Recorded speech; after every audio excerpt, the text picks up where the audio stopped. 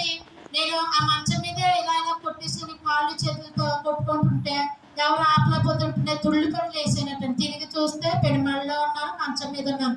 ఇదేంటండి నాకు ఇలాగ వచ్చింది ఏంటి అని నేను ఏదైనా యోచన చేస్తే అది నీకు స్థిరపరుస్తానని దేవుడు ముందు సంవత్సరంలో కూడా అట్టి రీతిగానే మరి పన్నుపోటుతో బాధపడుతుంటే దైవజనులు వస్తే బాగుండు గృహానికి వచ్చి ప్రార్థన చేస్తే బాగుండని ఆ తలంపుతోనే ఉండగా తల్లిదండ్రులు వచ్చారు. అప్పుడు వాగ్దానం ఆ దేవుడు నెరవేర్చాడండి.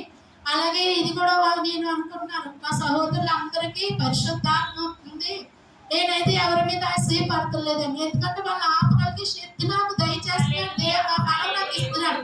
ధన్యానైతే ఒక రోజు అయితే అక్కడ గురించి వెనక వరకు లాగేశానంటే నేను ఒక్కదాన్నే ఒంటరిగా ఆ శక్తి నాకు ఇచ్చాడు. చాలా ప్రభుత్వ నాకు అని ఆనందించాను. అయితే ఆ రోజు కల్లో నాకు అలా చూపించిన దేవుడి దర్శనం చాలా సంతోషమైందని నా గృహం కూడికలో మరి చక్కగా పరిశుద్ధాత్మతో దేవుడు నింపి 2 పౌల ఆత్మ కూడా తల్లి గారి ద్వారా మరి చాలా ఘనంగా కార్యం జరిగించండి. అందుబట్టి దేవునికి వందనాలు. మా సహోదరులు చక్కగా సహాయం చేశారు. ఇప్పుడని కాదు, క్రిస్మస్ కూడికి కూడా సహోదరులు అందరూ బ్యానర్లు కట్టడం ఏంటి, బైబిల్ అవన్నీ కుర్చీలు వేయడం ప్రతి ఒక్కరు చక్కగా చేశారండి. అలా ప్రశాంతి గారు ఆత్మని సత్య మరి పంచిపెట్టడంలో అన్ని ఇవ్వడంలో కూడా మరి సోమేశ్వరి గారు అందరూ ప్రతి ఒక్కరు కూడా సాయం చేస్తారు. నాకు అదే అనిపించింది, బంధువుల కన్నా మరి సంఘమే నాకు ధైర్యంగా ఉండి నాకు నేను చేయమని కూడా అనలేకంటే వారే సహాయం చేశారు తండ్రి అనిపించిందండి.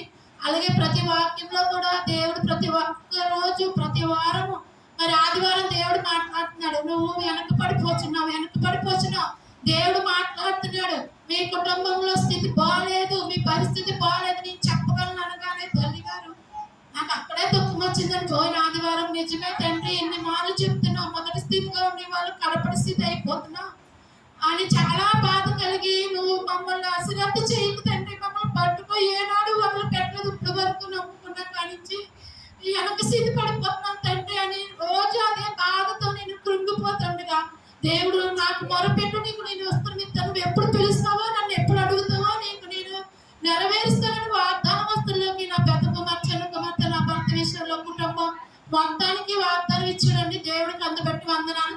మరి ఇప్పుడు కూడా అట్టి రీతిగానే మరి తల్లి గారి ద్వారా నా ప్రాణము గోతులోకి దిగిరియడమా నీకేమి లాభం అని మరి నాకు ఫస్ట్నే దేవుడు వచ్చిన కొత్తలోనండి, మందిరానికి వచ్చిన కొత్తలో కీర్తనలు 30వ కీర్తన అంతా కూడా రండి ప్రతి ఒక్క వచ్చినప్పుడు కూడా నా దేవుడు మరి నన్ను ఎంతగానో బలపరిచాడండి.